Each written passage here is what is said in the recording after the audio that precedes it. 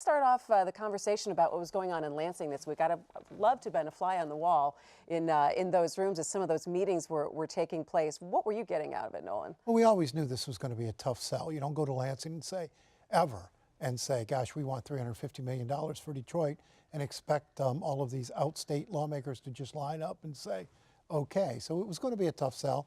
I think in the end, I mean, Kevin Orr made his case, and in the end, the money's going to come through, but I don't know what sort of machinations you're going to see over the next week or two, what other deals are going to have to be cut to get there.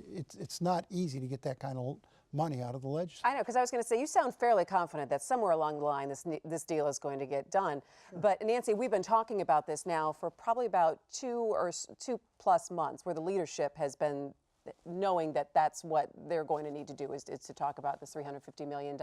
What problems do you see cropping up? Well, yeah, as Nolan said, it's a hard sell to some of the outstate folks. But it has to happen. It's going to happen. It's just working out the details of how it will happen. You know, Jace Bulger, the Speaker of the House, has said that there needs to be some money contributed to this grand bargain that's going to protect the DIA and help protect some Detroit pensions. The unions need to cough up some cash for that.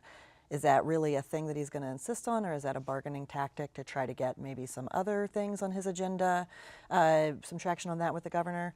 It's going to remain to be seen, but you know, the deal's going to get done. It's just what it's going to look like, and how the governance probably of the pension funds and what kind of oversight we see for Detroit after the deal gets done. And Bulger's not necessarily wrong on that. I mean, in New York City, the unions did kick in money to help solve that city's fiscal crisis. But that was never part of the original conversation, I think, when they finally got to this point where all of a sudden he pulled out of nowhere. You also have to consider it wasn't out of nowhere. I mean, he has been talking about it, but it never made it to the mediation table. It's too late now, and he's got no leverage because, you know, his only leverage would be if the unions themselves wanted this deal. And you still have AFSCME, not trying to block this deal. They would love nothing more than if Bulger scuttled it. So he's got no leverage to bring him to the table and get any money out of him. Is he just poking a stick at the unions to try to get something else? You know, that's definitely one of the things I would imagine is going on, is that if he can, not just at the unions, you know, with the governor, there's a lot of debate going on right now about roads and how they're going to get fixed and whose plan for roads is going to be adopted and whose income tax cut plan is going to go forward. You know, you use these bargaining chips any way you can to try to push your own agenda.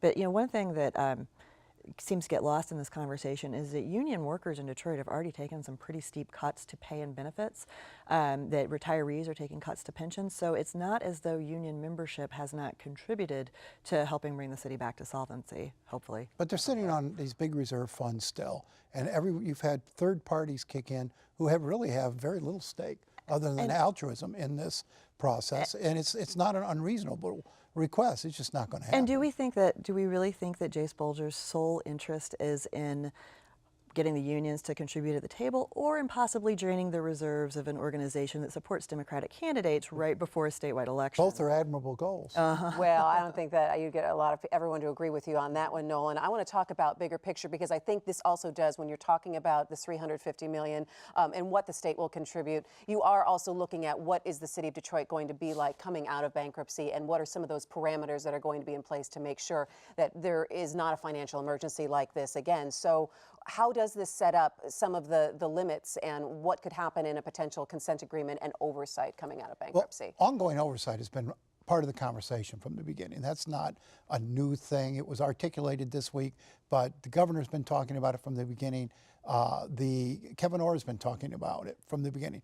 They're not simply going to walk away after bankruptcy and say, okay, have at it. Detroit's going to have to prove it can manage itself. There's been a lot of money invested here, and the state's not just going to walk away without some ongoing input into that. And in truth, it's to Detroit's benefit to have that, because the bond markets will want to see some evidence that there's a third-party oversight here, so the city doesn't walk back into the same place it was in. So I think it's to everybody's benefit to have a check for a while on the city's ability until we see whether the city can do it. It's interesting, though. You say a while, though. How long would that be, Nancy? New York had the MAC board oversight for 30 years after its brush with bankruptcy. I don't know if we need to be looking at a 30-year time frame, but as Nolan said, this has always been part of the conversation that there would be ongoing oversight after the bankruptcy was over. This shouldn't be shocking to anyone. What form will it take? Who will be those people who are on that board? This is all going to be worked out. This is all imminently workoutable. 3 to 5 years, I would think would be. I mean, they're just looking for some evidence of change in the culture at City Hall, and a sense that there's going to be fiscal responsibility and discipline. Nobody wants to be back here in 5 years. I want to talk a little bit about, again, when we talk about the state buying in, and they don't want to call this a bailout of Detroit, and we know that Detroit is a very unique circumstance, but we are looking at a state that has several municipalities who are in financial trouble. And once we get buy-in from the state to support Detroit coming out of this bankruptcy, and again, it is a unique circumstance, and people understand that. What do other cities around the state who have this kind of financial trouble, are they looking down the line and saying, well, if Detroit got help financially, can we expect that kind of help from the state? Nancy, let me ask you. So I'm going to take this from the other end, which is that there are cities all over the state that are having these same problems, being able to afford their pensions, their retiree health care promises that they made. And I think we've seen ample evidence that the way that we fund cities in this state is not really working anymore. The way we cap property tax collection, just the way that we just wasted revenue has dropped in cities. The state needs to be looking at the state doesn't want to be on the hook for a series of bailouts, if you will, around the state. The state needs to be looking at a more global solution for how to fix the way we fund cities. We've certainly established a precedent here, and you've got Flint now talking about going into bankruptcy. If Flint goes into bankruptcy, how do you tell Flint you're not going to get the same sort How of do you pay tell Flint? that Detroit did? You can't. And that was the danger with this whole bailout idea, is that once you bail out one community, how do you not bail out the next? Which is why we have to be looking for a state solution, because this is not a unique problem. The retiree health care piece overshadows the pension issue in terms of not having enough money to pay for it. Look at a list of cities around the state that have not funded or funded their retiree health care promises at very low levels. It's shocking. Cities you wouldn't even imagine had these problems are funding their retiree health care at like 26% or 13% or 0%. And it's just a problem that is not going to go away. It can't be fixed outside of bankruptcy because, as we saw in Flint, alterations to retiree health care have been challenged in court and have been overturned. You have to go to bankruptcy if you want to fix these.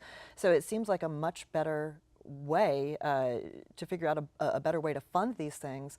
State needs to be thinking about this. This is something that has to be on their plate unless we want to see a lot of cities headed into bankruptcy. Okay, well, I would love to see it on their plate, but is it happening? Are those talks happening simultaneously with what's happening right now? Doesn't I mean, seem to be. I mean, you look at the state's needs. It needs more money for its universities. It needs more money for its roads. It's not going to do a massive revenue increase and a massive tax increase to bail out cities or to fund cities that still are poorly run, poorly managed. It doesn't have to be a bailout. We could change the way that we handle property tax collection. There's some things that could change the way cities are able to When you say capture. change the way, you mean raise property taxes? No, I'm talking about how when you sell a property and the rate pops up, you then have to decrease the amount you're collecting in other places. The city decreases the amount of tax it's collecting. There's some fixes that would be relatively relatively minor to what we as residents feel that could do that. There are other options like making a state pool so that cities could bond out via the state to pay these for the money to fund these retiree health care promises. It's not necessarily raising taxes and giving money to cities. There's some ways that we could address this, pooling retiree health care essentially with the state to get better rates, to have better oversight. Well, some ways to fix this that don't involve raising taxes. I think we still have to look at the promises we've made and be completely honest that we can't sustain them forever. I mean, the one really bad thing about this Detroit bankruptcy and the sort of warning ahead is it's very likely we're going to come out of this process and the city of Detroit will still be promising pensions to future employees instead of switching over to a 401k style plan. I mean, that is not sustainable, and we have to get ahead of this. We have to talk to these employees in these cities. They've got to get on a more realistic footing in terms of their retiree benefits. No question that these legacy benefits are unsustainable, but it's something that cities just don't really have the power to alter without some sort of, emergency manager, bankruptcy. Well, you could do that It's through very state difficult to legislation. renegotiate those things. All right, let me bring it back as we finish up our conversation about the grand bargain. You say it's going to happen eventually. What is our timeline now? Are we looking at the end of May? Yeah, I think you've got to look at the end of May. The governor wants his budget done by June 1st, and you can't get your budget done unless you get this piece of it. I think this idea of paying the money up front, so you take the amount down to 198 million instead of 350 million, that may be a little easier for the legislature to take. Pay it up front, bond it out, and pay it off with tobacco money. Much better approach probably than dragging it out over 20 years and fighting about the appropriation every year.